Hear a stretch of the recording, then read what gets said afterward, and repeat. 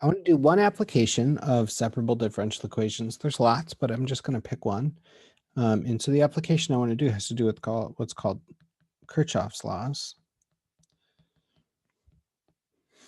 Okay, so this has to do with electricity. So Kirchhoff's laws say the following. So they say that L, so the induction, times the rate of change of the current plus the resistance times the current is equal to the voltage. And so this is not anything that I want you to memorize. This is just an example that's actually used. So Kirchhoff's laws are, here's a physics example. That's what I'm trying to say. So L is, again, induction measured in henries. I is the current. Okay. So I is the current, R is the resistance,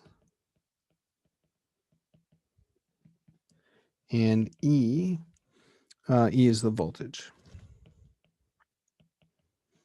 Okay. And so these are, this is Kirchhoff's law, or one of Kirchhoff's laws. Anyways, so what I want to do is I want to solve this. So I want to solve this if the following are true. I want to figure out what's happening here. Find the current if L is equal to 4 henries, if R is equal to 12, resistance is measured in ohms, and if the voltage is 60 volts. Okay, so these are, let me just mention so that these are not mysterious, these are henries, ohms, and volts. Okay, so I want to solve for I if we have the following. And when we do this, let's see what happens. We're just going to plug in all the numbers. So our differential equation is going to become, we're going to have 4 times di dt plus R times I equals 60. And so now this is a differential equation that turns out is separable.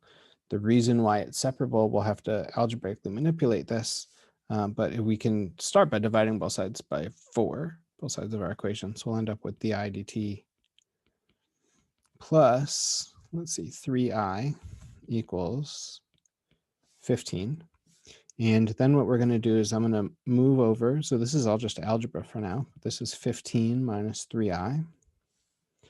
And now we can separate variables.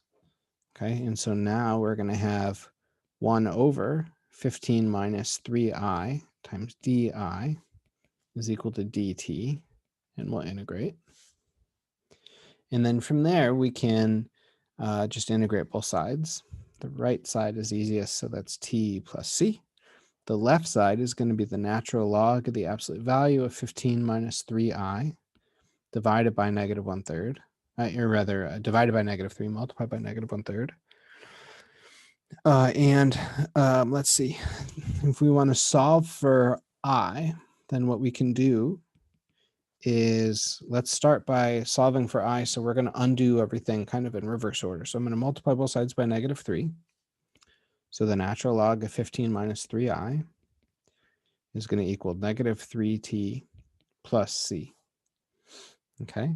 And from there, what we're going to do is we can exponentiate both sides to get rid of the natural log. So that means that the absolute value of 15 minus 3I is going to be e to the negative 3t times e to the c, which we'll just call c in a second. And again, that's positive, so we can get rid of the absolute value there. So this tells us that 15 minus 3I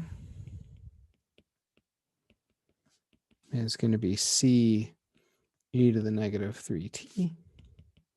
And then finally solving for I, let's see, we will get 3I is equal to 15 plus c e to the negative 3t. If I did that right. Yeah, and therefore I which is I of t, is going to be 5 plus c e to the negative 3t. Notice that from line to line, this is a good kind of mental exercise, but from line to line, I'm changing the value of c either by multiplying by a -1 or dividing by a constant or exponentiating or whatever, but it always stands for generic constant. And then if we knew what the initial value of I was, we could actually figure out what's the value of c that'll make this work. But there we go. So this is an example of Kirchhoff's laws is used as in a differential equation.